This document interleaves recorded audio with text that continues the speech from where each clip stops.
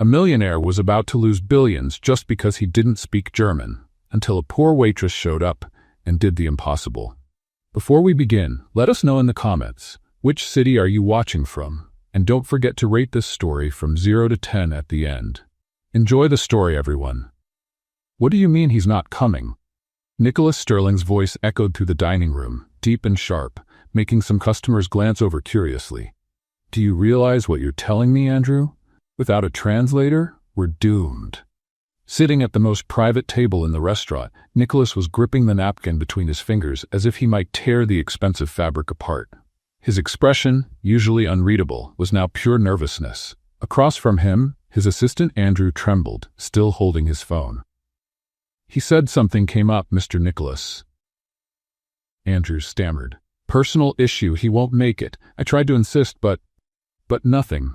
Nicholas cut him off, slamming his hand on the table. Klaus is German, Andrew. The whole contract is in German. Can you read German? I can't. Andrew took a deep breath, trying to stay calm, but his forehead was already shining with sweat. Sir, maybe we could improvise. A translation app, maybe. A translation app? You think I'm going to risk $1 billion deal with a phone app? Nicholas leaned over the table, eyes blazing.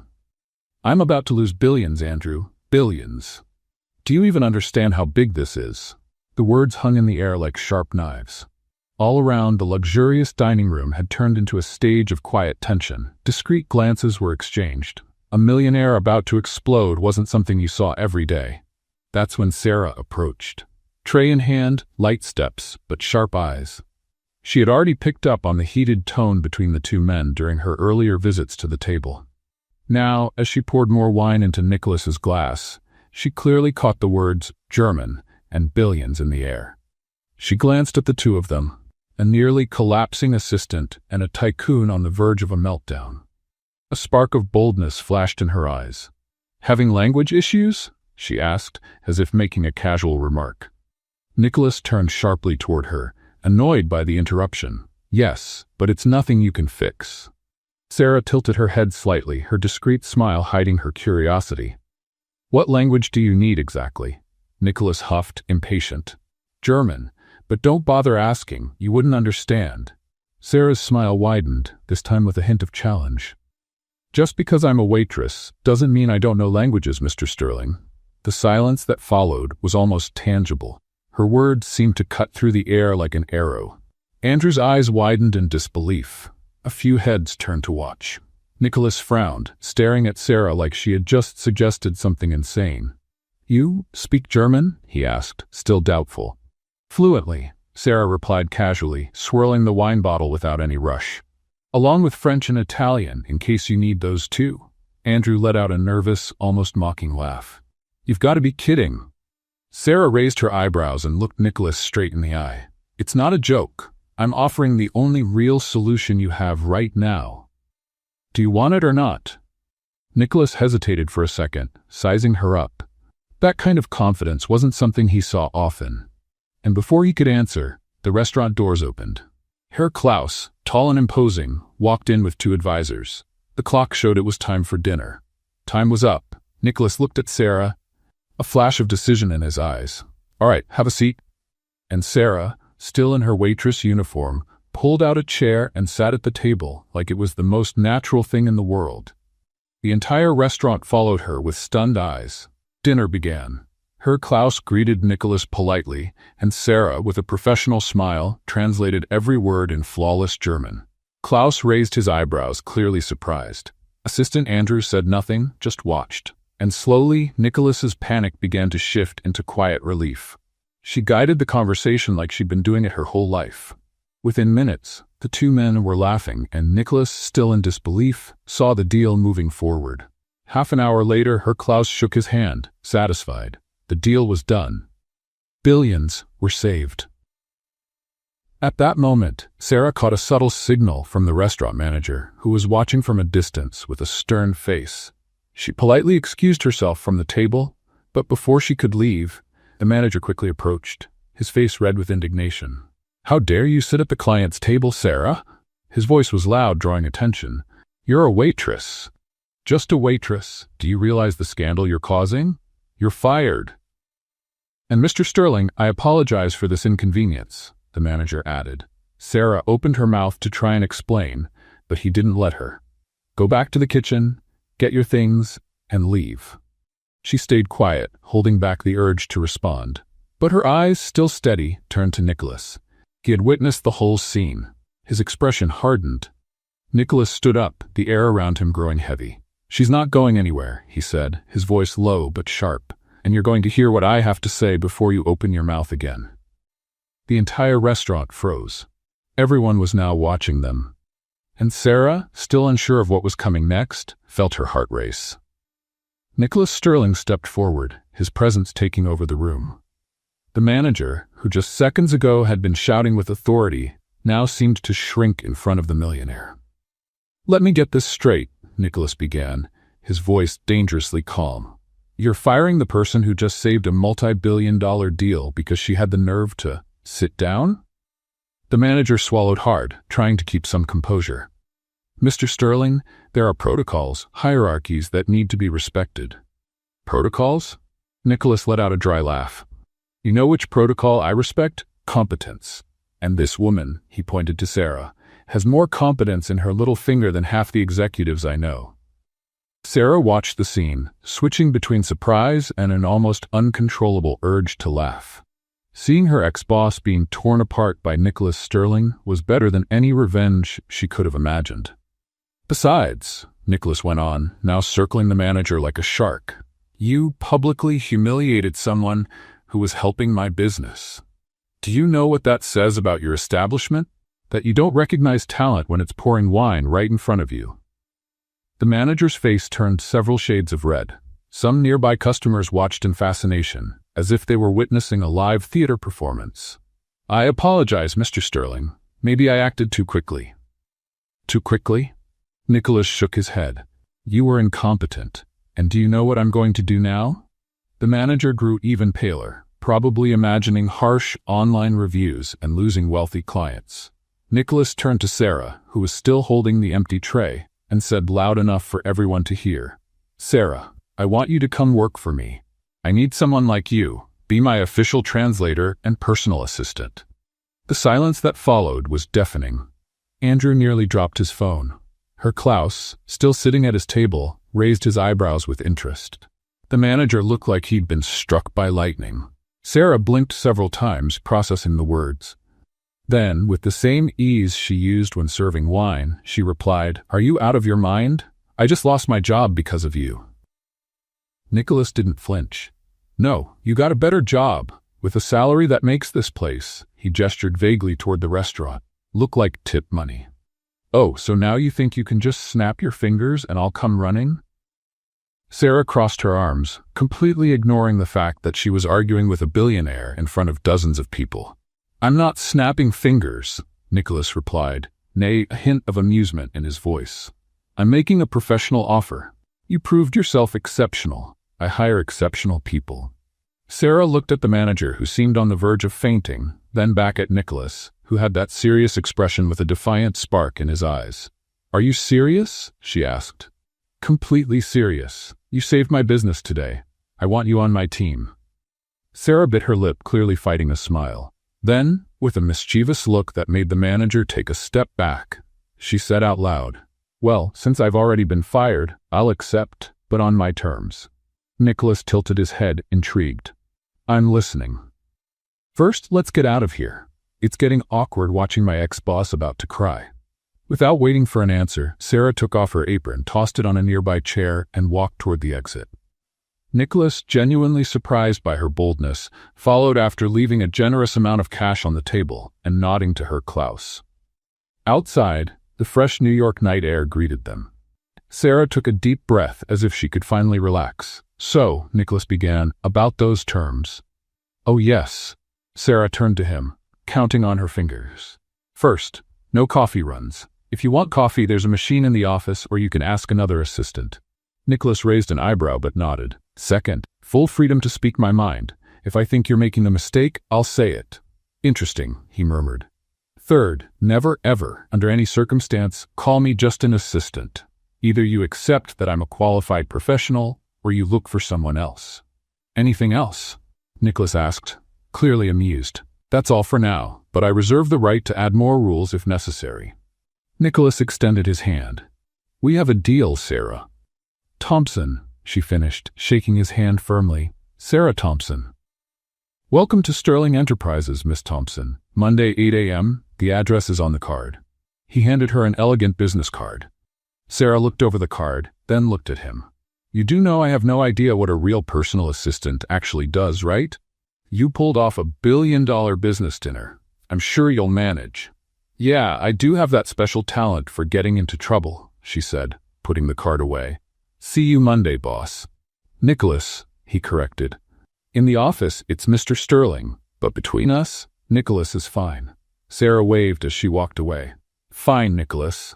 I just hope your other employees are less dramatic than my ex-manager. As she disappeared into the crowd of pedestrians, Nicholas remained on the sidewalk, a reluctant smile on his face. Andrew, who had finally stepped out of the restaurant, approached cautiously.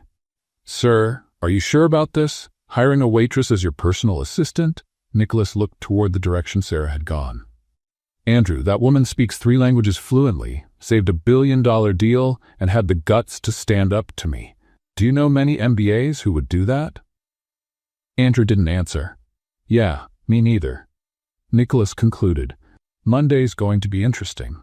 When Sarah arrived at her apartment in Brooklyn, she dropped onto the couch and stared at the business card on her nightstand. Sterling Enterprises, she read aloud. What did I just get myself into? She stood and went to her closet. Her clothes were simple, nothing that matched Manhattan's corporate world. She sighed. She'd have to improvise, as always. Monday came faster than expected. At 7:45 a.m., Sarah stood in front of the towering glass and steel building in the heart of Manhattan. She wore her best outfit, a pair of black pants she'd bought on sale and a white blouse she hoped looked professional enough. This is it, she whispered to herself, squaring her shoulders. The automatic doors opened, revealing a lobby that looked like something out of a movie. Marble everywhere, a chandelier that probably cost more than her annual rent, and people in suits that looked straight out of a fashion magazine. Sarah swallowed hard. This definitely wasn't going to be easy, and she was about to find out that working for a demanding millionaire would be far more complicated than serving wine at an upscale restaurant. Sarah walked across the marble lobby trying to appear confident, but her cheap shoes echoed awkwardly against the polished floor. At the reception desk, 2 impeccably dressed women watched her approach, exchanging knowing glances. Good morning, I'm Sarah Thompson. I'm starting today as Mr. Sterling's assistant, she announced, trying to ignore the whispers. The blonde receptionist typed quickly, frowned, then typed again. Thompson. Oh, here it is. Personal assistant. Her tone made it clear she was surprised. That's right, Sarah confirmed, keeping her smile steady. 42nd floor, executive elevator on the right. The receptionist pointed, still giving Sarah a head-to-toe evaluation. While she waited for the elevator, Sarah overheard fragments of conversation behind her. Sterling's personal assistant? Must be a mistake. Look at what she's wearing. Maybe she's related to someone? The elevator doors opened and Sarah stepped in, pressing the button harder than necessary. First day, and I'm already making friends, she muttered to herself. The 42nd floor was even more intimidating. Glass walls, sleek furniture, and an atmosphere that screamed power and money. Sarah barely had time to take it all in before a tall man in a flawless gray suit and perfectly styled hair approached her. You must be the waitress, he said, pronouncing the word like it left a bad taste. Former waitress, Sarah corrected. Now I'm a personal assistant, and you are. Richard Blackwood, Chief Operating Officer and Mr. Sterling's right-hand man for 5 years. He walked around her as if inspecting. Interesting choice of attire for a first day. Sarah looked down at her simple outfit, then at the suit that probably cost 3 months of her rent. It's my humble chic style, very trendy in Brooklyn. Richard didn't laugh. Come on, I'll introduce you to the rest of the team. He started walking, speaking over his shoulder. Everyone, listen up. This is Sarah Thompson, Mr. Sterling's, how should I say, last-minute translation hire. About a dozen faces turned to look at her. Sarah could practically feel the judgment in the air. Nice to meet you, she said, giving a small wave. I'm the waitress who saved billions, and you are. She paused dramatically. Oh, right, the people who needed a waitress to save billions. An awkward silence filled the room. Then someone at the back let out a muffled laugh. Another followed. Richard looked visibly annoyed. Very funny, he said flatly. Let's see how long that sense of humor lasts around here. Good morning, everyone. Nicholas Sterling's voice cut through the tension. He was standing at his office door watching the scene. I see you've all met Sarah. Yes, sir, Richard answered. I was just explaining the company protocols. I'm sure you were, Nicholas said, a hint of amusement in his voice. Sarah, my office. We need to go over your schedule. Sarah followed Nicholas, but not before winking at the group. Nice meeting you all. Can't wait to work with you. Nicholas's office was exactly what she expected. Huge, with a panoramic view of Manhattan and furniture that probably cost more than a car. Have a seat, he said, pointing to a chair. How are you feeling? Like a zebra in a stable full of racehorses, Sarah replied honestly. Nicholas almost smiled. Richard can be territorial. Don't take it personally. Territorial? He looked at me like I was a ketchup stain on a Monet painting. You have a unique way of describing things, Nicholas said, handing her a tablet. Here's your schedule. Meetings, appointments, everything you need to know. Sarah scrolled through the screen. Investor meeting, London branch conference, lunch with the board. She stopped. Wait, meeting with Japanese investors? Today at 3? Yes, last-minute opportunity. Very important. Sarah bit her lip. Nicholas, I have to be honest. He raised an eyebrow. My Japanese isn't as fluent as my German. I know some words, basic phrases, but a full business meeting. Nicholas's face grew serious. Are you saying you can't do it? I'm saying I'll have to get creative, Sarah replied. I can use some words I know and, well, Google Translate exists for a reason. Google Translate? In a business meeting? Look, I know it's not ideal, but with my basic knowledge and a bit of tech, I can make it work. I've handled worse. Nicholas studied her for a moment. You saved my German deal. I trust you. Thank you. Throughout the morning, Sarah moved through tasks, surprising some and annoying others. When a document in French came in, she translated it in minutes. When someone needed to talk to an Italian supplier on the phone, she handled it smoothly. She's like a linguistic Swiss Army knife, one of the secretaries said during lunch. More like a ticking time bomb, Richard muttered as he walked by. At 2 o'clock, Sarah was organizing the documents for the Japanese meeting when Richard showed up at her makeshift desk. You know, there are specific protocols for Japanese meetings, he said. Bows, business cards, hierarchy. Things a waitress probably wouldn't know. I know about bows. Sarah interrupted. 15 degrees for casual, 30 for respect, 45 for deep respect or apology. Business cards with both hands, receive and examine carefully before putting it away. Never in the back pocket. Richard blinked, surprised. I worked tables at a fancy restaurant, Richard. Had clients from all over the world. I picked up a few things. Before he could reply, Nicholas appeared. Sarah, I need you in the conference room. The Japanese guests arrived early. Sarah quickly grabbed her phone, already opening Google Translate. Discreetly, of course, she whispered to herself. Richard followed, clearly expecting a disaster. In the conference room, 3 Japanese executives were waiting. Sarah took a deep breath, gave a respectful bow, and said in basic Japanese, Welcome to Sterling Enterprises. It's an honor to have you here. The executives seemed pleasantly surprised. One of them answered quickly in Japanese. Sarah smiled, understanding only half of what was being said. Discreetly, she typed a few keywords into her phone under the table. They're thanking us for the warm welcome and mentioning something about a tech proposal, she translated to Nicholas. The meeting went on, with Sarah switching between her limited knowledge, contextual clues, and quiet phone searches. Surprisingly, it worked. The Japanese guests seemed more amused than offended by her obvious effort to communicate. Your Japanese is interesting, one of them said with a smile. Thank you. I'm still learning, but my Google Fu is excellent, Sarah replied, showing her phone. To everyone's surprise, the Japanese guests laughed. The ice was broken. An hour later, the meeting ended successfully. The investors left satisfied, leaving behind a preliminary proposal. I can't believe that actually worked, Richard muttered. I can, Nicholas said, watching Sarah put her phone away. She has a special talent for turning the impossible into possible. Exhausted but victorious, Sarah collapsed into her chair. Talent? I call it creative desperation. Call it whatever you want, Nicholas said. But it's working. Keep it up. As Nicholas headed back to his office, Richard walked up to Sarah. Don't think a few tricks will impress everyone around here, he said quietly. Sarah looked him straight in the eye. Richard, I'm not trying to impress anyone. I'm just trying to do my job. If that bothers you, maybe the problem isn't me. Richard walked away without replying, but Sarah could already tell this wouldn't be their last confrontation. First day, and I already made an enemy, she sighed. At least the Japanese liked me. She looked out the window at the city below. Working here wouldn't be easy, but since when did she choose the easy path? Later on, Sarah was organizing the meeting papers, satisfied with the unlikely outcome of her basic Japanese mixed with tech. Nicholas was chatting with Andrew near the window, clearly relieved that another deal was moving forward. I have to admit, Andrew said, glancing subtly at Sarah, she has a unique talent for getting out of impossible situations. Nicholas nodded, watching Sarah work. That's exactly why I hired her. Sometimes you need someone who thinks outside the box. Across the room, Richard kept a neutral expression, but his fingers were tapping impatiently on the table. Patricia, the secretary, approached him with a folder.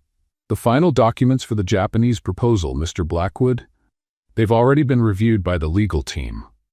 Richard took the folder, flipping through it quickly. Great. I'll take one last look before we send it out. Sarah walked over to the main table where the preliminary contracts were. Years of waiting tables had taught her to pay attention to detail. One wrong order could ruin an entire evening. That habit was proving useful in the corporate world now. She picked up the first document, scanning the terms in both English and Japanese. Something caught her eye. Wait a second, she murmured, frowning. Is there a problem? Nicholas asked, coming closer. Sarah pointed to a clause. This percentage here, it says 30%, but I'm sure the Japanese mentioned 13% during the meeting. Must be a typo, Richard said quickly, appearing out of nowhere. I'll have it fixed. It's not just that, Sarah went on, turning the page. Here it says the delivery deadline is 18 months, but they specifically asked for 8 months. And this exclusivity clause, she paused, rereading. This would give them rights to all our technology, not just the specific project. Nicholas's face turned serious. He grabbed the document, reading it carefully. My God, she's right. If we had sent this, we would have lost the deal and probably ended up in a legal mess, Andrew added, pale. Sarah kept checking the other documents. Here's another one. The investment amount is missing a zero. It says 50 million instead of 500 million. How did this get past legal? Nicholas asked, his voice tight with restrained anger. Patricia looked horrified. I don't understand. I received these documents directly from the system, already approved. Sarah noticed something odd. In the corner of the page, there was a faint digital watermark, a timestamp showing when the document was last edited. These were changed, she did a quick calculation, 40 minutes ago, after they left legal, but before they got here. A tense silence filled the room. Well, Sarah said, trying to lighten the mood, at least we caught it before sending. Can you imagine the look on the Japanese team's faces, getting a proposal that asks them to work for free for a year and a half and also give us full rights to all their future ideas? They'd think we were joking. Some of the employees laughed nervously, but Nicholas remained serious. Andrew, I want a full investigation. Someone tried to sabotage this deal. It could have been an honest mistake, Richard suggested. The system glitches sometimes. Mistake? Sarah picked up another document. Then look at this mistake. The termination clause completely favors the other party, and this paragraph literally says we give up any compensation if the contract is broken. How are you spotting all this so quickly? Patricia asked, genuinely impressed. Sarah shrugged. I spent years memorizing complicated orders from picky customers. I want a latte with almond milk, but only 1/3 almond, 2/3 soy, extra foam, but not too hot, 3 pumps of sugar-free vanilla, but add half a spoon of brown sugar, not the white one. Compared to that, business contracts are easy. Despite the tension, Nicholas almost smiled. All right, Sarah, I need you to rewrite all these documents with the correct terms. Patricia, work with her. Andrew, I want to know exactly how this happened. Richard quickly offered. I can oversee the document corrections.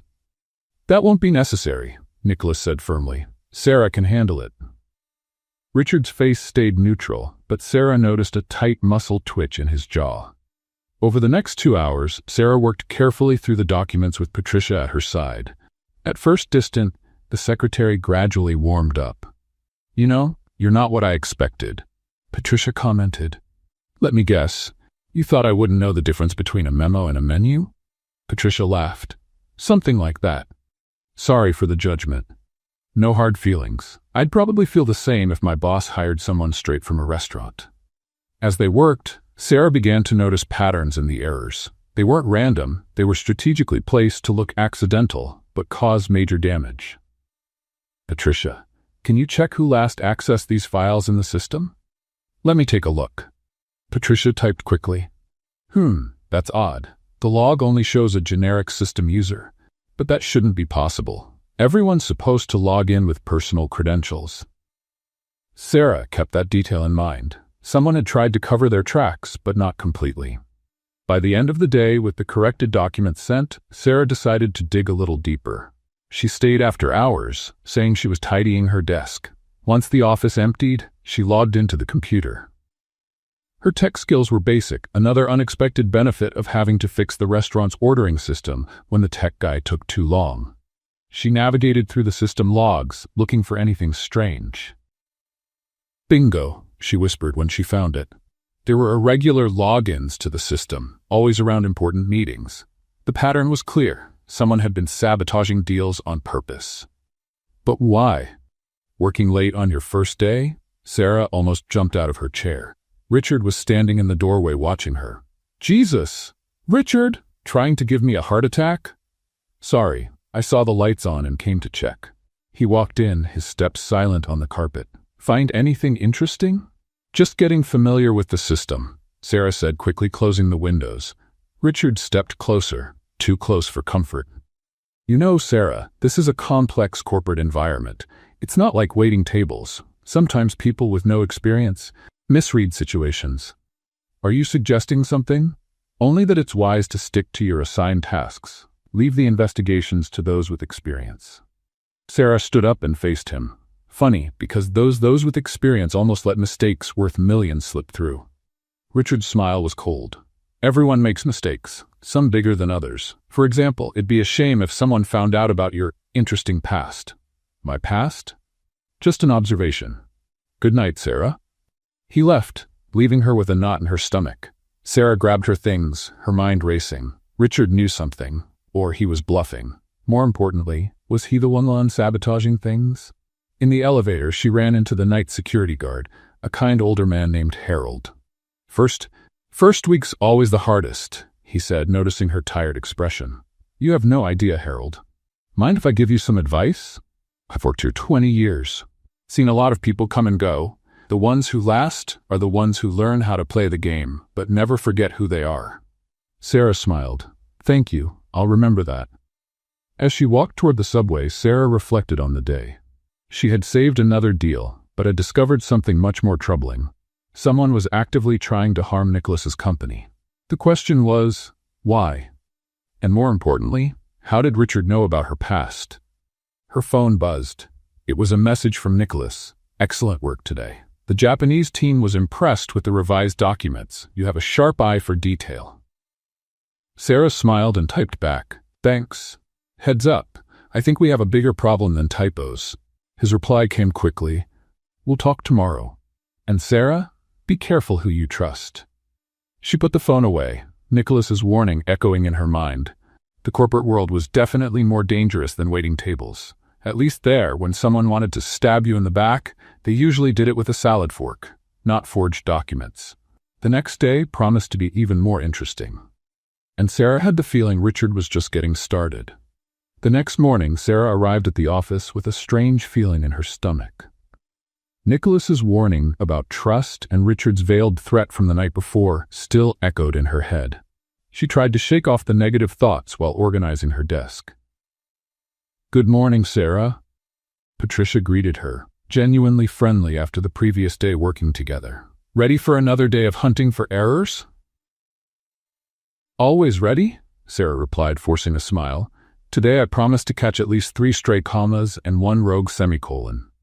Patricia laughed, but her expression shifted when she saw Richard approaching with a smile that didn't reach his eyes. Sarah, board meeting in 5 minutes. Mandatory attendance, he announced. Board meeting? But I didn't get any. Last-minute decision. Don't be late. He turned and walked away, leaving a trail of bad energy behind him. Patricia frowned. That's odd. Board meetings are usually scheduled weeks in advance. Sarah felt the knot in her stomach tighten. Something tells me I'm not going to like this. 5 minutes later, she walked into the imposing boardroom. The oval table was surrounded by serious faces, board members, directors, and Nicholas at the head, looking just as surprised as she was by the sudden meeting. Ah, our guest of honor has arrived, Richard said, motioning for her to sit. Sarah chose a seat close to Nicholas, trying to appear confident despite her racing heart. Richard, what's the reason for this unscheduled meeting? Nicholas asked, his tone carrying a clear warning. Corporate security, Richard replied smoothly, opening a folder. As COO, it's my responsibility to ensure all employees are properly vetted, especially those in trusted positions. What are you getting at? Nicholas asked. Well, I took the liberty of running a background check on our newest employee. Just as a precaution, of course. Richard gave Sarah a cold smile. The results were enlightening. Sarah felt her blood run cold. So that was it. He was going to expose her life like some kind of show. Richard began reading from the file. Sarah Thompson, 28 years old, enrolled in the business administration program at NYU, but, he paused dramatically, dropped out in her 2nd year. Reason? Delinquency. She couldn't afford the tuition.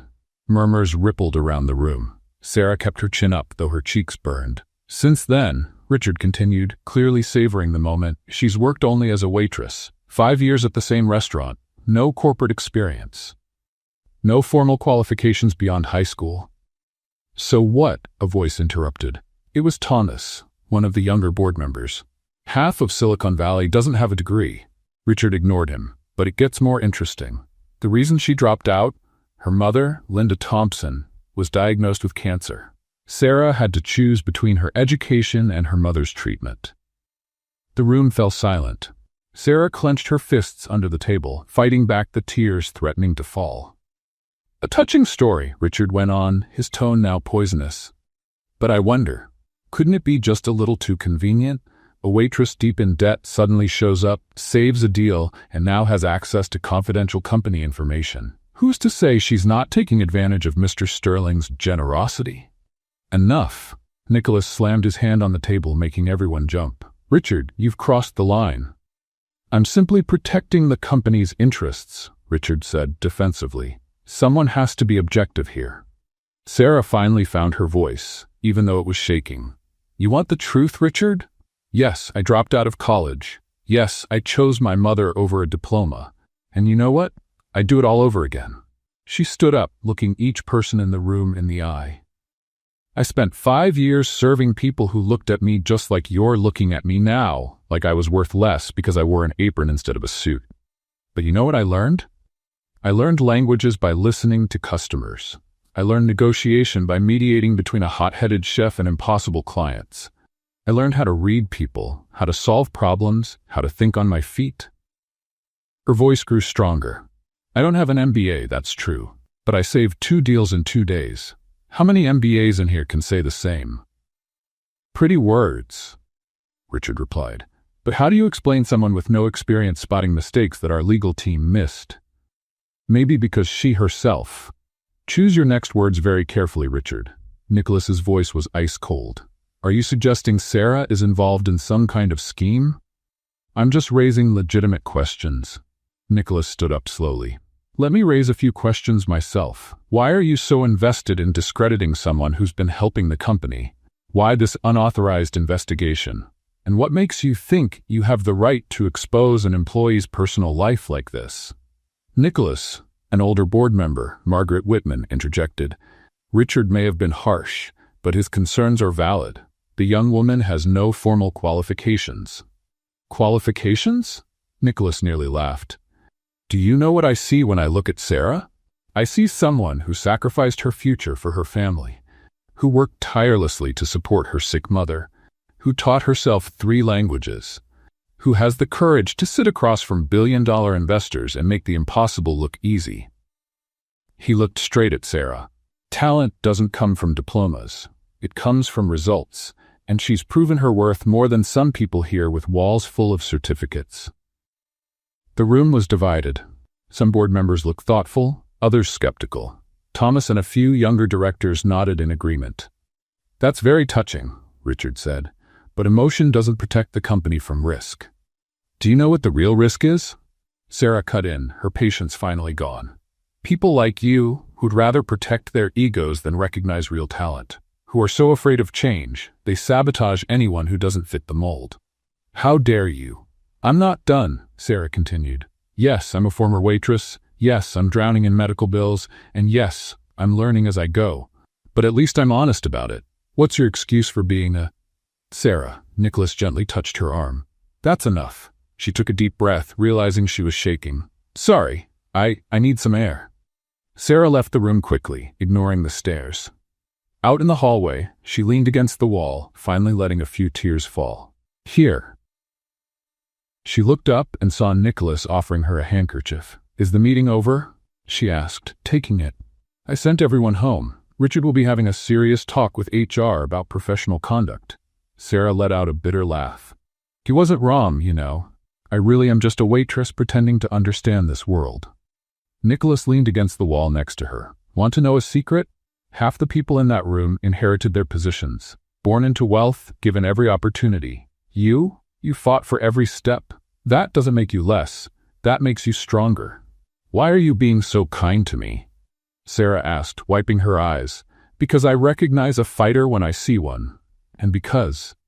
He paused, choosing his words carefully. Because you remind me that success isn't just about numbers and contracts. It's about people. They stood in silence for a moment. Sarah felt something shift between them, a connection that went beyond the professional. You know, she said finally, trying to lighten the mood, my mom always said I had a terrible habit of talking too much when I'm nervous. I guess I proved her right today. Nicholas smiled. You stood up for yourself. I admire that. Thanks for standing up for me in there. Always. The moment was interrupted by Andrew rushing down the hallway, his face pale. Mr. Sterling, we have a serious problem. I just got a call from the Wall Street Journal. They have our confidential documents. Someone leaked our expansion strategy for Asia. They're asking for a statement. Nicholas went rigid. What documents exactly? The full plans, financial projections, potential partners, everything. If they publish it, our competitors will have our entire strategy, Nicholas finished.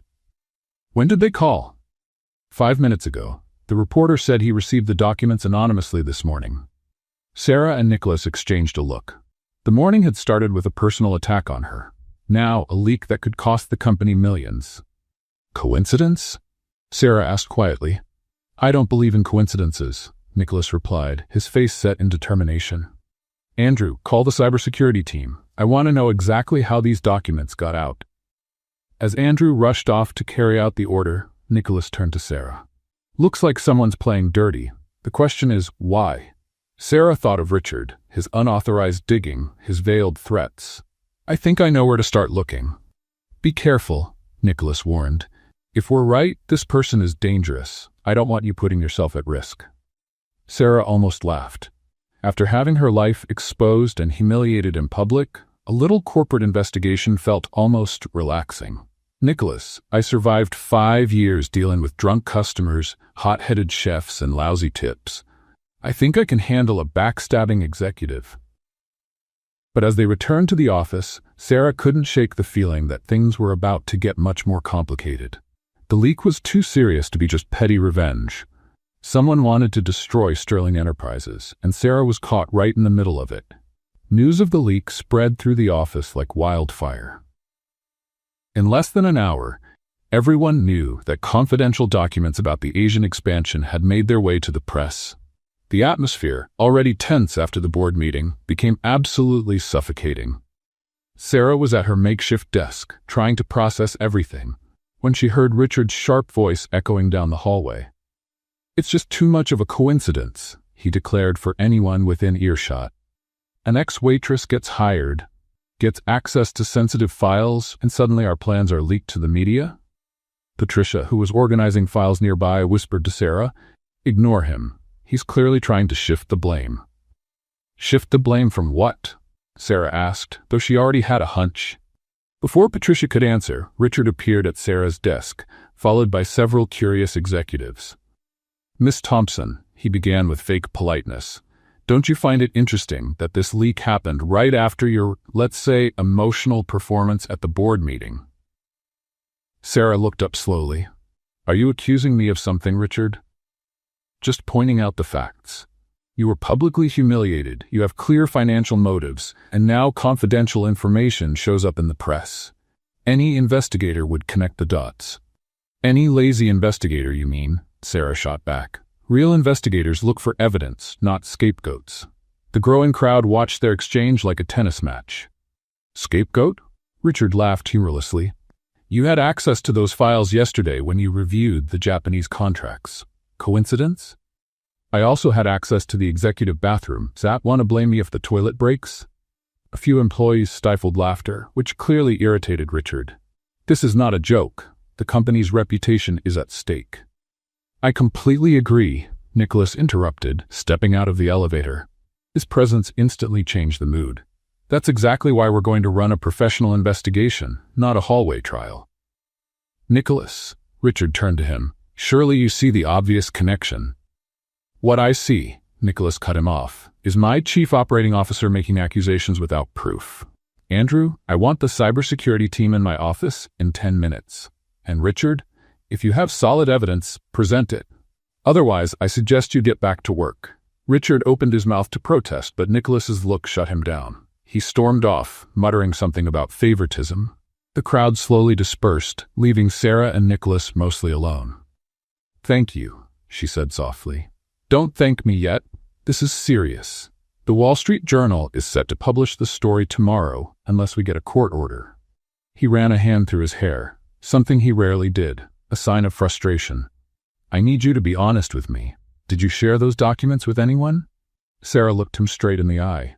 "I didn't even know those documents existed until Andrew mentioned them. I spent the night checking contracts for errors, not leaking company secrets." Nicholas nodded. "I believe you, but we're going to need more than just my trust to fix this." The meeting with the cybersecurity team was eye-opening. The head of the department, a young tech genius named Kevin Chen, presented his initial findings. "The leak was sophisticated," Kevin explained, projecting data onto the screen. "Someone used valid credentials but masked the IP address. It happened at 3:47 in the morning." "Who was in the building at that time?" Nicholas asked. "According to security logs, no one. The access was remote." Sarah studied the data, her mind working. "Kevin, can you show which files were accessed in the last 48 hours? "Sure." He typed quickly. "Interesting, there's a pattern of unusual activity. Someone was specifically looking for the Asian expansion documents." "As if they knew exactly what to look for," Sarah murmured.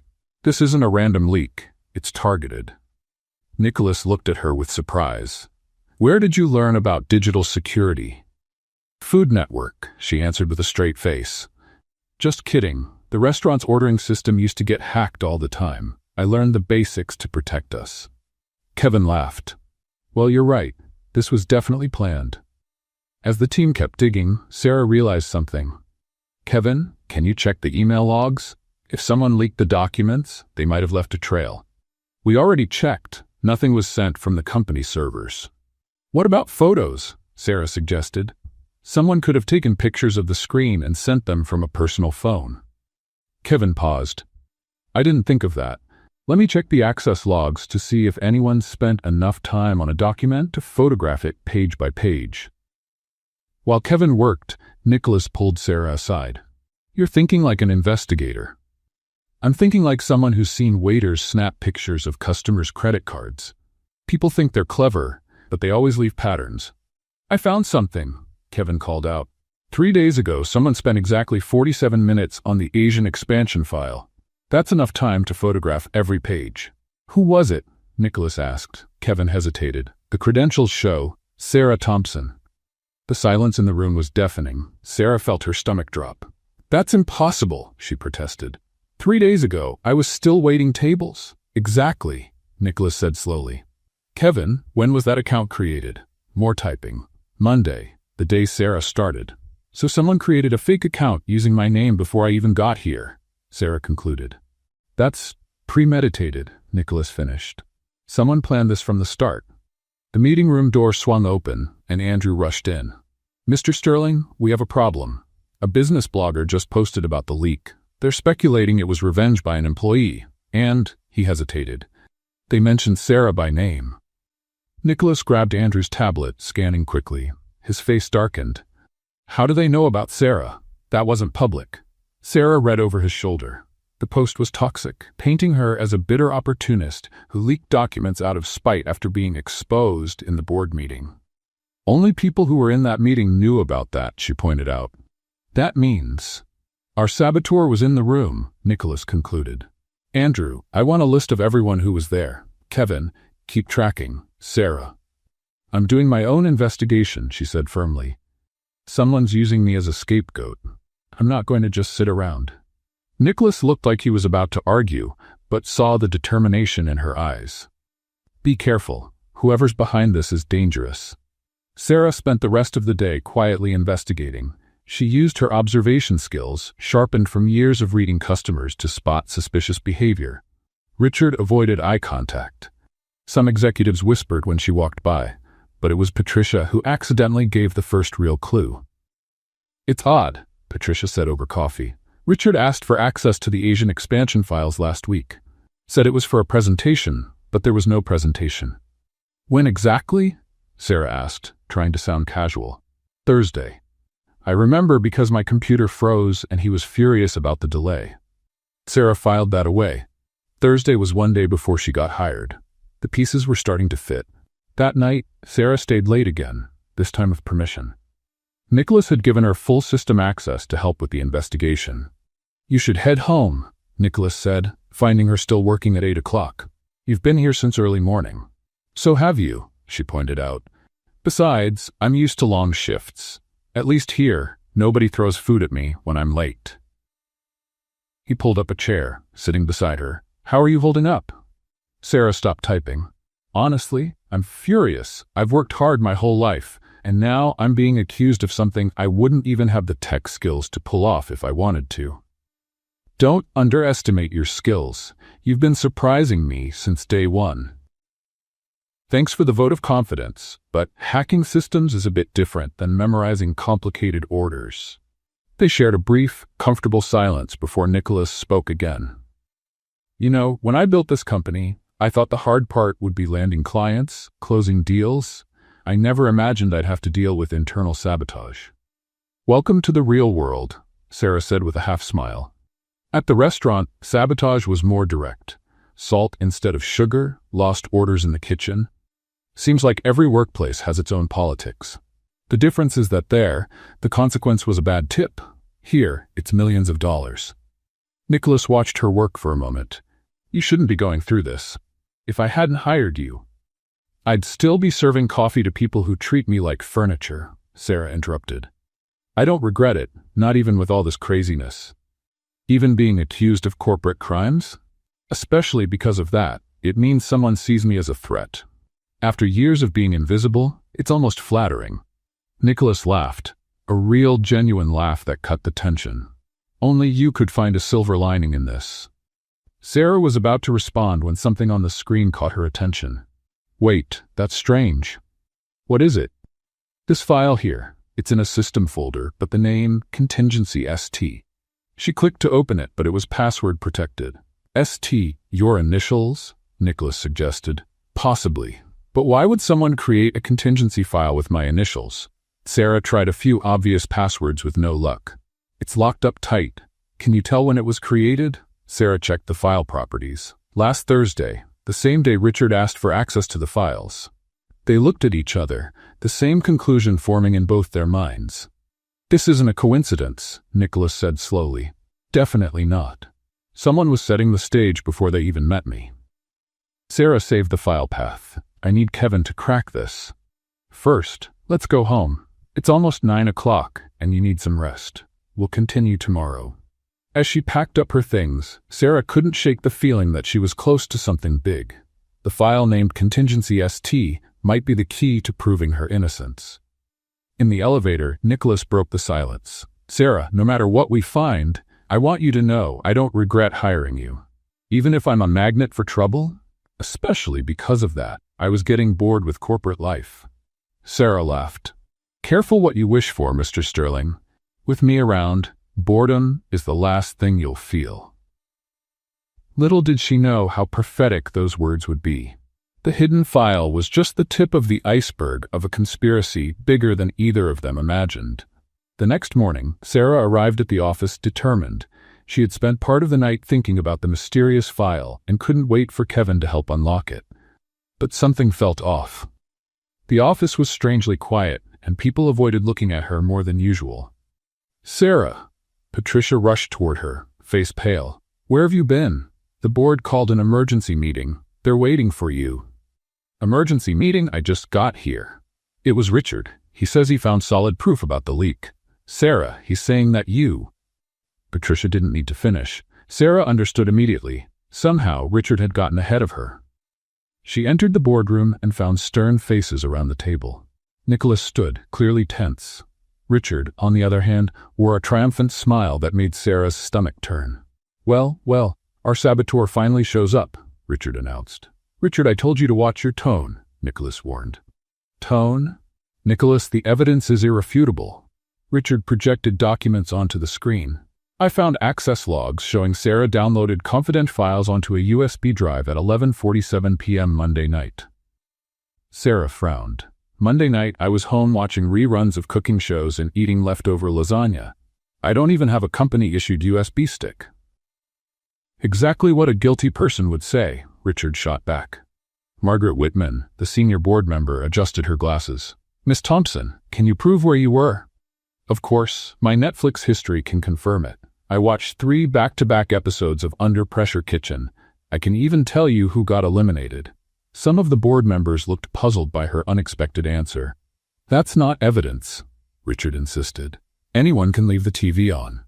True, Sarah agreed. But I doubt anyone could tweet sarcastic comments about the contestants while supposedly hacking corporate systems. I have the timestamps. She reached for her phone, but Richard cut her off. Too convenient. Besides, I found more. He clicked to the next slide. This email was sent from Sarah's account to an anonymous address with the documents attached. Sarah studied the screen. Richard, this is ridiculous. First, who commits corporate crimes using their own email account? Second, look at the grammar in that message. Please find attach the confidential document. I may be a former waitress, but I know how to conjugate verbs. Maybe you wrote it that way on purpose, Richard suggested. Oh sure, because criminals always add grammar mistakes to give their crime a little charm, Sarah shot back. Next theory, did I also leave sticky notes saying, it was me? Signed, Sarah the Saboteur? Thomas, the young board member, stifled a laugh. This is not a joke, Richard exploded. The company's reputation is at stake. I agree, Sarah said seriously. Which is exactly why we should be looking for the real culprit instead of wasting time with made-up accusations. Made up? Richard turned red. I have system logs right here. Kevin Chen raised his hand cautiously. May I take a look at those logs? Richard hesitated. That's not necessary. They're authentic. I'm sure they are, Kevin said diplomatically. But as head of digital security, I need to verify all the data. Nicholas jumped on the opportunity. Good idea, Kevin. Go over everything. While Kevin reviewed the data on his laptop, Sarah decided to take a risk. You know what I find curious? Last night, Nicholas and I found a file called Contingency ST, created last Thursday, before I was even hired. Richard's face lost color for a split second before he regained composure. Irrelevant. Probably an old system file. With my initials? What a cosmic coincidence. Margaret Whitman stepped in. Mr. Sterling, the evidence presented is concerning. The board needs to consider the immediate dismissal of Miss Thompson. Absolutely not, Nicholas said firmly. We're not going to make rash decisions based on questionable evidence. Questionable? Another board member, William Porter, interrupted. The logs look clear. As clear as the documents with errors that almost cost us the Japanese deal? Sarah asked. Someone is manipulating information in this company, and it's not me. Enough! Richard slammed the table. I demand the board vote now. I have a question, Sarah said, pretending to be innocent. Richard, can you explain why you requested access to the Asian expansion files last Thursday? Patricia said you told her it was for a presentation. Richard blinked. That's not relevant, isn't it? Because there was no presentation. I checked the calendar. I changed my mind about the presentation. Ah, I see. Changed your mind. Like you changed your mind about investigating me without permission, or leaking my personal life to that blogger? I don't know what you're talking about. Kevin looked up from his laptop. Interesting. These logs were modified. Everyone turned to him. What do you mean, modified? Nicholas asked. The timestamps were altered. It's subtle, but the verification code doesn't match. Someone inserted these records after the fact. Richard started to sweat. There must be a mistake. The only mistake, Sarah said, standing up, was underestimating the intelligence of the people in this room. You put together a clever plan, Richard. You planted evidence before you even met me, leaked documents, tried to frame me. But you missed one thing. Sloppy frames always have holes. You can't prove anything, Richard shouted. Not yet, Nicholas said calmly, cutting in. But we will. Kevin, I want a full audit of all systems. Every access, every change, everything. Margaret Whitman looked disturbed. Mr. Sterling, these are serious accusations. Which is exactly why we need to investigate properly, Nicholas replied. I propose we suspend this meeting until we have solid facts. But the evidence, William Porter began, was discredited by our head of security, Nicholas cut him off. Unless you doubt Kevin's competence too? The silence spoke volumes. Richard tried one last move. This is favoritism. Nicholas is protecting his favorite. My employee, Nicholas corrected, who has been accused based on false evidence. If anyone here has a problem with me defending the integrity of this investigation, take it up with the CEO. You are the CEO, Thomas noted, clearly enjoying the moment. Exactly. Margaret sighed. Very well. We have 48 hours for a full investigation. Until then, no action will be taken. The board members started leaving, murmuring among themselves.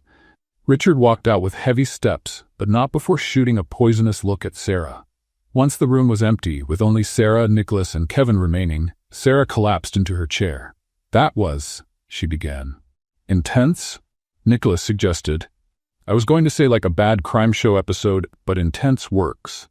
Kevin was still typing.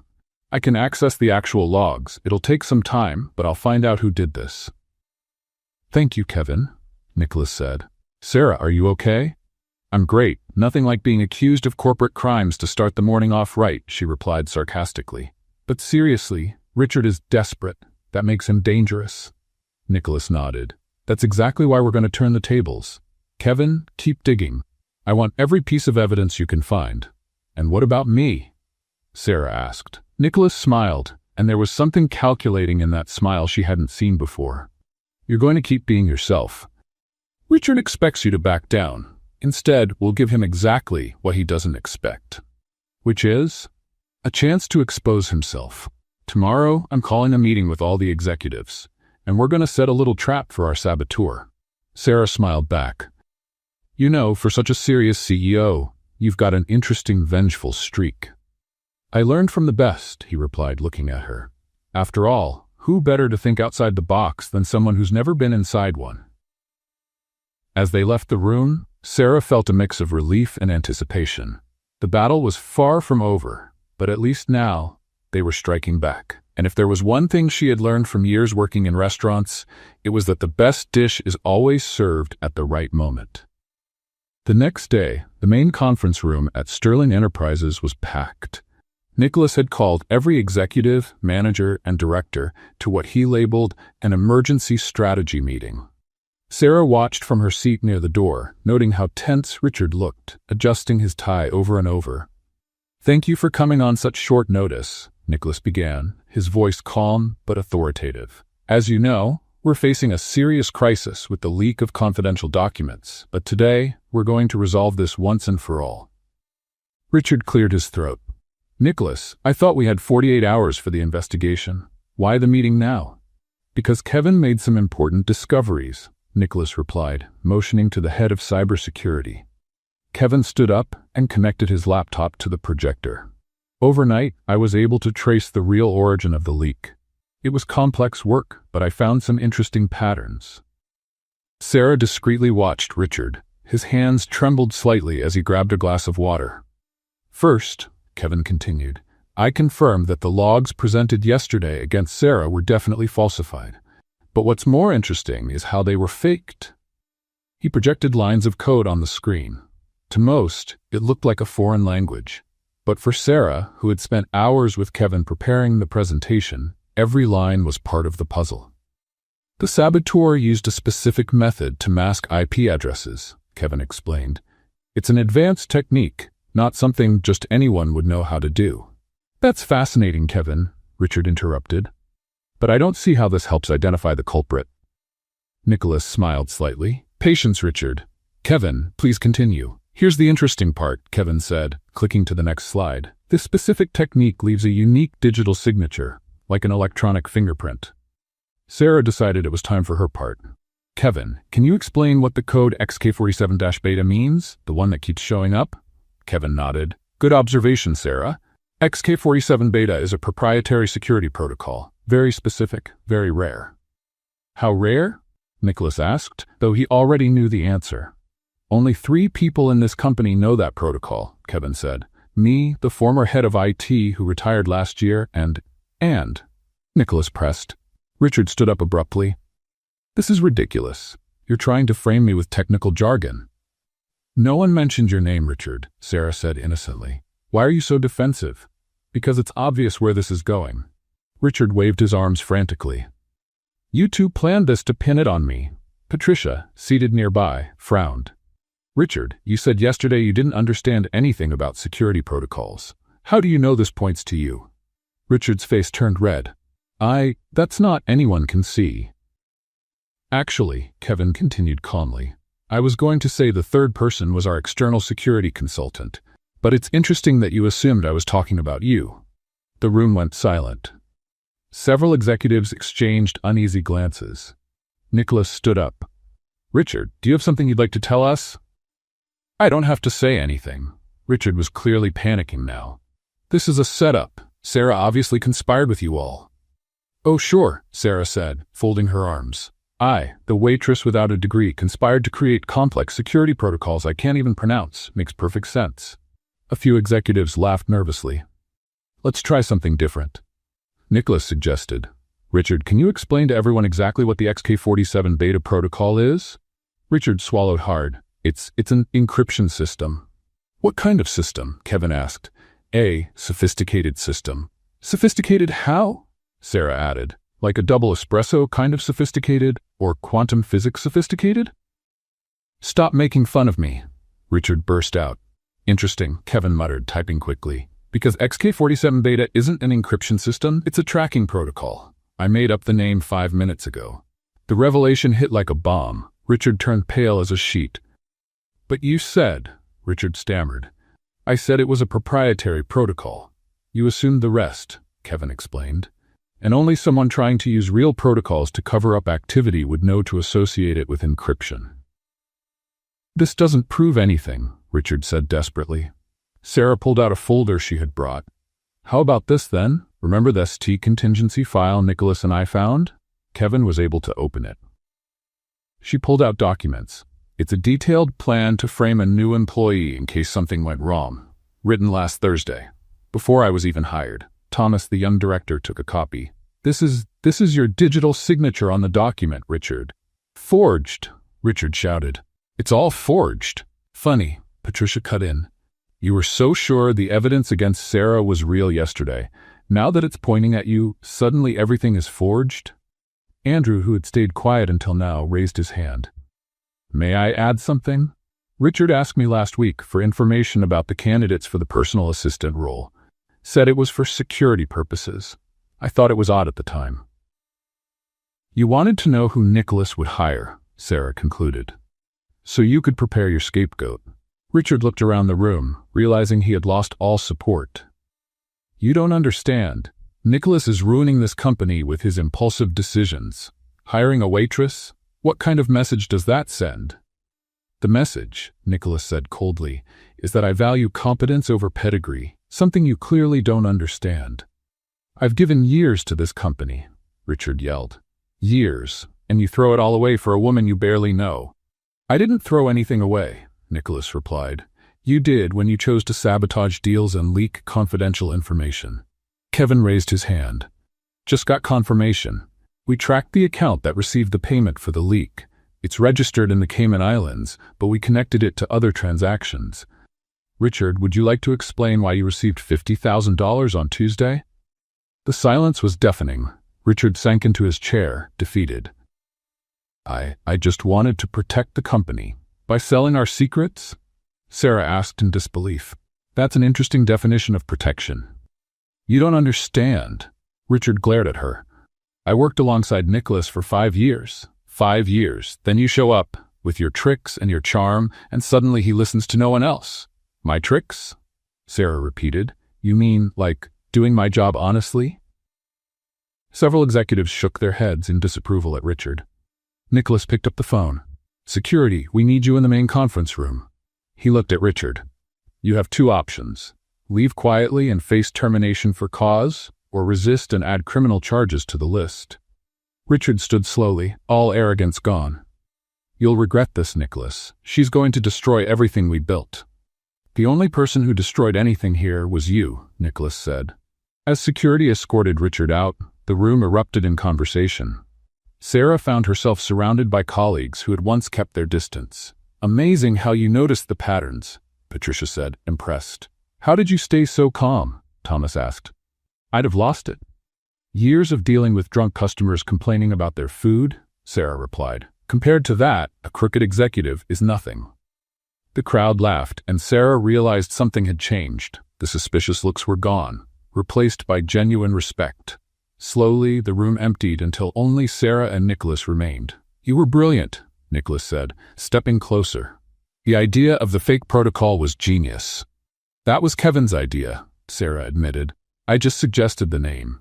XK47 was the code for the most complicated specialty coffee at the restaurant. Nicholas laughed, a real, warm sound. Of course it was. They stood close, the air between them charged with something unspoken. Sarah could feel the warmth coming from him, saw the way he looked at her, not like a boss looking at an employee, but like something more. Sarah, he began, his voice soft, these last few days working with you, seeing your courage, your intelligence. Sarah's heart sped up. She knew where this was going. She could feel the moment building. Nicholas leaned in slightly. I've never met anyone like you. For a second, Sarah almost gave in, almost let the moment happen. But then reality hit. How complicated it would be, the gossip, how it could tarnish the credibility she had just begun to build. Well, she said, stepping back and breaking the moment, that's because you clearly don't eat out much. Smart waitresses are more common than you think. Nicholas blinked, clearly thrown off by the sudden shift. Sarah? Would you look at the time? She exclaimed, grabbing her things in a rush.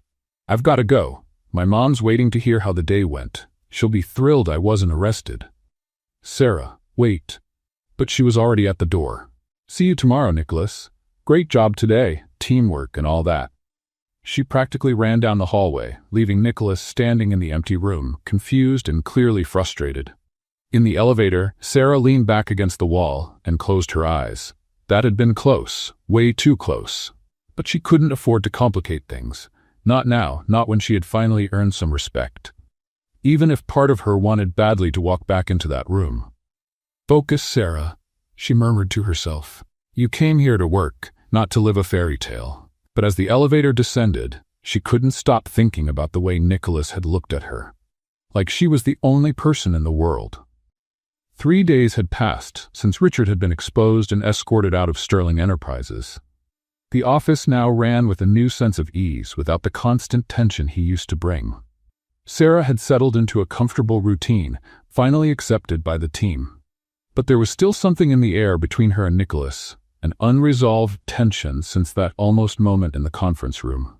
It was on a Thursday afternoon that Nicholas appeared at her desk, hands in his pockets, looking strangely nervous. Sarah, Do you have plans for tonight? She looked up from the report she was reviewing. Let me check my packed schedule. Netflix, leftover Chinese food, and maybe trying to convince my imaginary cat to like me. Why? I'd like to have dinner with you. Before she could protest, he added quickly, not a business dinner, just dinner. Sarah felt her stomach tighten. Nicholas, please, I promise it won't be anywhere fancy, no judging waiters or French menus. She couldn't help but smile. Where then? It's a surprise, but I can guarantee you won't need to Google the names of the dishes. Against her better judgment, Sarah agreed. All right, but if someone shows up with a violin, I'm leaving. At 7 o'clock, Nicholas picked her up in front of the building. Sarah had expected a limousine, but he was driving a regular sedan, wearing jeans and a simple shirt. It was the first time she'd seen him out of his corporate uniform. Wow, she said as she got in. You own normal clothes. I'm shocked. I can also tie my own shoes, he replied, smiling. The surprise got even better when they stopped in front of a small Italian restaurant in Brooklyn. The place was cozy, with checkered tablecloths and candles and empty wine bottles. How do you know this place? Sarah asked as they walked in.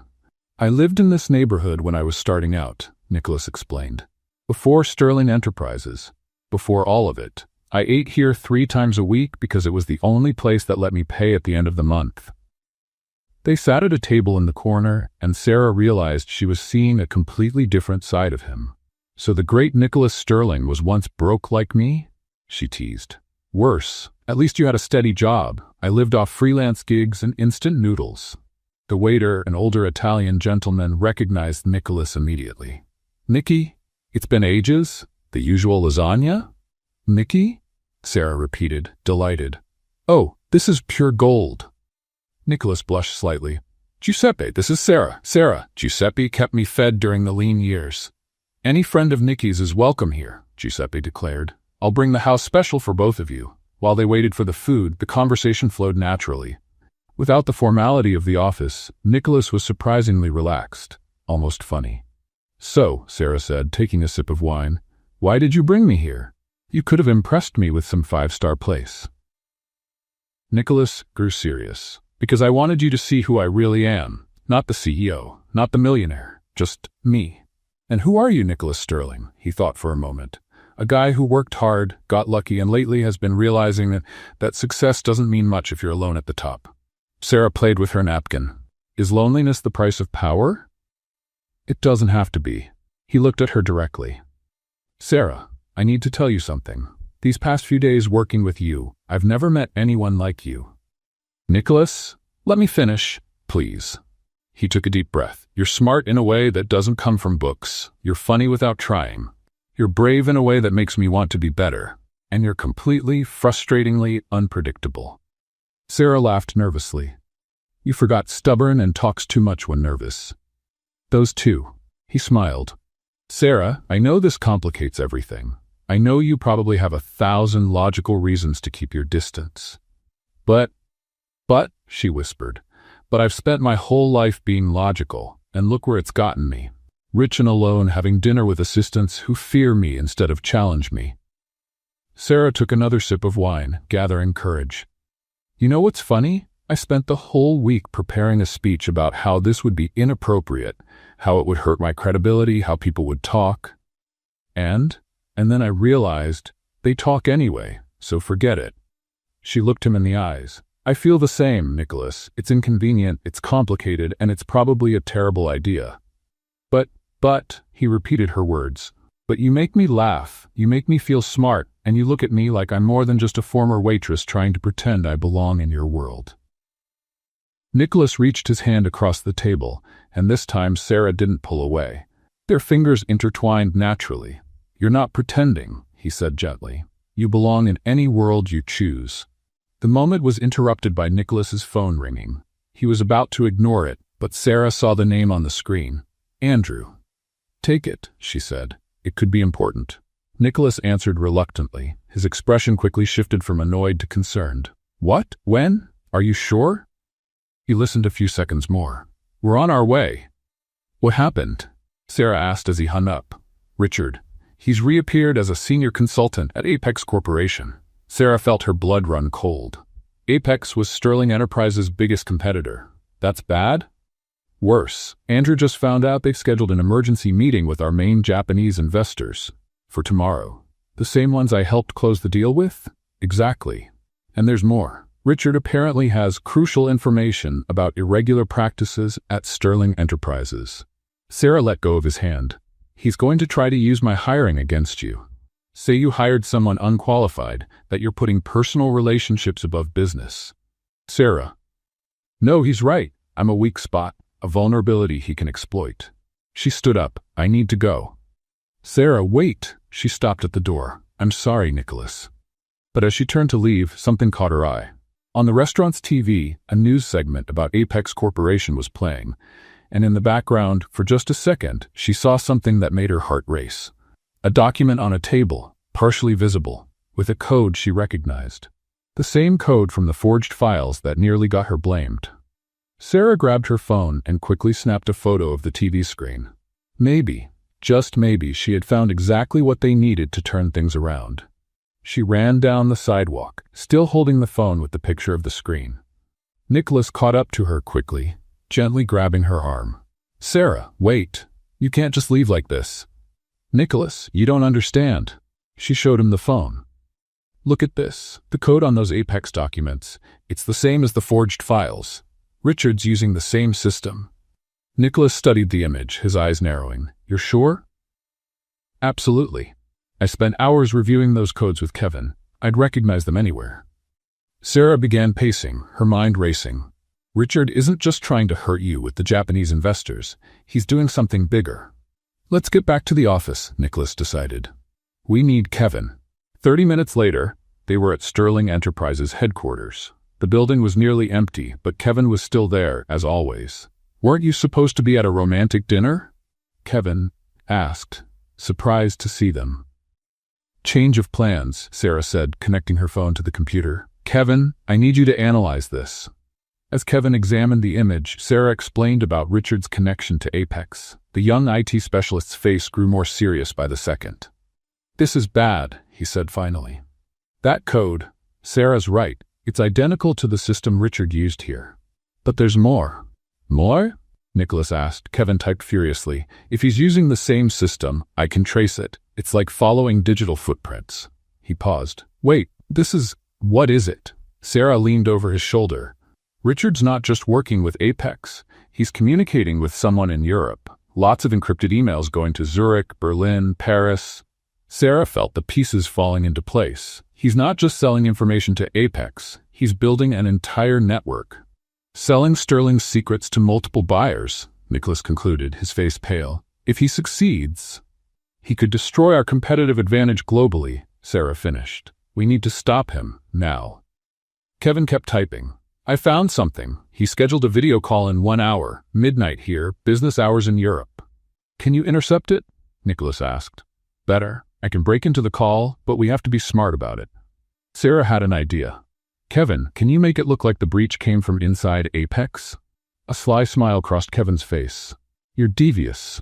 Yes, I can do that. For the next 40 minutes, they worked intensely.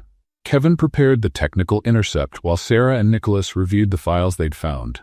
The pattern was clear.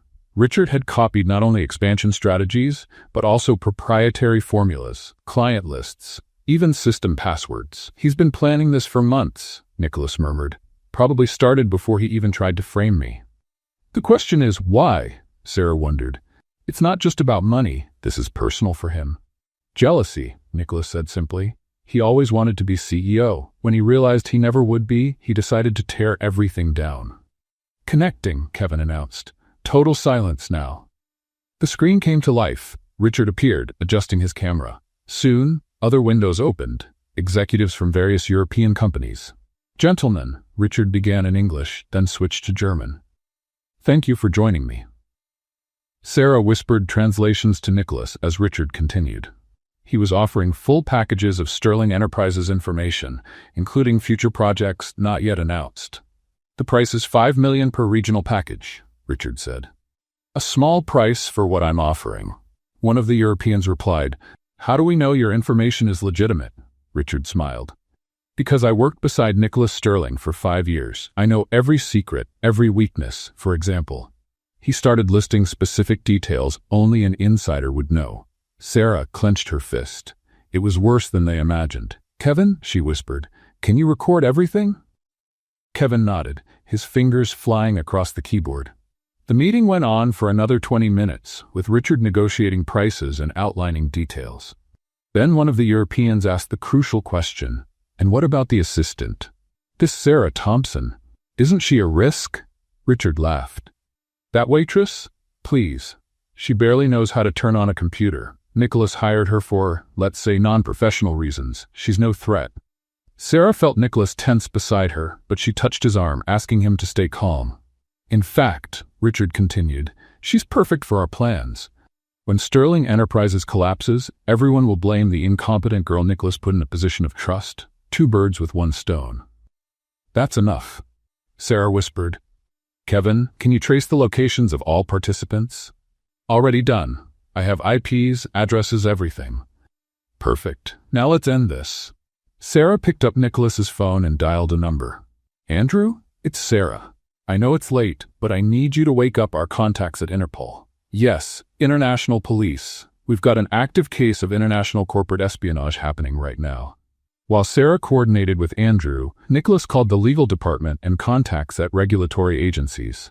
Richard's video call continued, unaware of the storm closing in. "So we're agreed?" Richard asked the Europeans. "Transfers tomorrow, delivery of information within 48 hours?"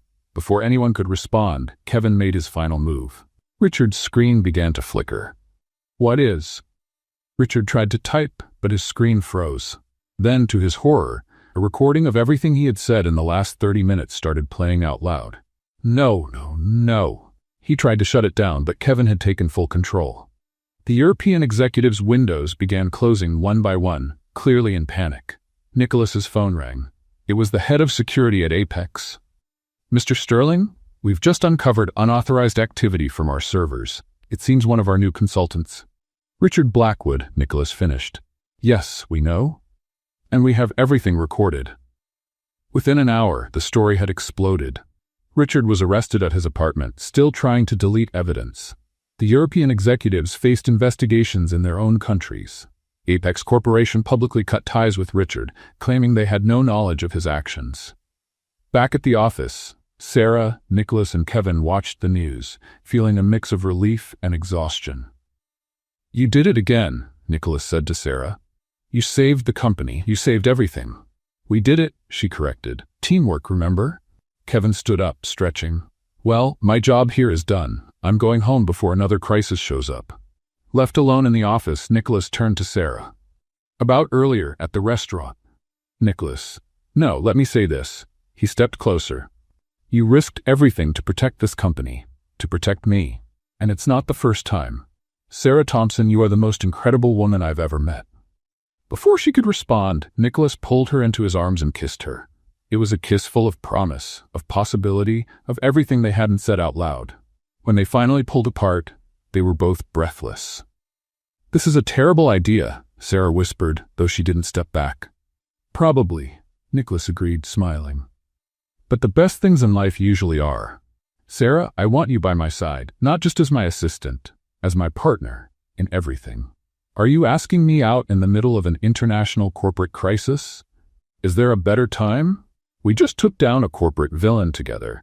It's practically a typical date for us." Sarah laughed, the sound echoing through the empty office. "You're crazy." "Crazy about you," he corrected. "So what do you say?" Sarah pretended to think. "Well, considering I'll probably keep saving your company on a regular basis, it might make sense to make this official. Is that a yes?" "It's a let's see where this goes," she said, pulling him into another kiss. As the sun began to rise over Manhattan, casting golden light across the office, Sarah thought about how much her life had changed, from waitress to corporate hero, from invisible to indispensable. And now, girlfriend to the CEO. "What did I get myself into?" she murmured against Nicholas's lips. "The greatest adventure of your life," he answered. Sarah had to agree. 6 months had passed since that early morning when Sarah and Nicholas finally admitted how they felt. Sterling Enterprises was thriving, with Sarah officially promoted to Director of International Relations, a position created just for her unique skills. The company had never been better, and their relationship, despite a few early doubters, only made them stronger both personally and professionally. It was a regular Tuesday, or at least that's what everyone thought. The main conference room was full for the quarterly investor meeting. Sarah was presenting the results of the Asian expansion, which had exceeded every expectation. As you can see in the charts, she pointed to the screen, our growth in the Japanese market rose 47% this quarter. The partners we signed 6 months ago are... Sarah? Nicholas suddenly interrupted, standing up from his chair. She paused, confused. Nicholas never interrupted her during presentations. Yes? Sorry to interrupt, but there's something I need to do right now. The room went silent. Investors, executives, and staff exchanged puzzled looks. Andrew looked especially alarmed. Nicholas, we're in the middle of an investor presentation, Sarah whispered, trying to stay professional. I know. He walked over to her, and to everyone's absolute shock, got down on one knee. A soft gasp came from Patricia in the back of the room. Oh my God, Sarah murmured, her hand flying to cover her mouth. Nicholas pulled out a small velvet box from his pocket. Sarah Thompson, you came into my life serving wine and saving billions. You turned my cold corporate world into something vibrant and real. You taught me that success without joy is failure, that laughter is worth more than protocols, and that sometimes the best business decisions come from the heart. Tears began forming in Sarah's eyes. Around the room she could hear emotional sighs. You've saved my company more times than I can count, Nicholas went on. But more importantly, you saved me from myself, from a life of loneliness at the top. So in front of everyone who witnessed our unlikely journey. He opened the box, revealing a ring that sparkled under the room's lights. Sarah Thompson, will you marry me? For a moment, Sarah was speechless, rare enough that Kevin whispered, Mark the date to Thomas. You're proposing to me in the middle of a quarterly meeting? She finally managed to say.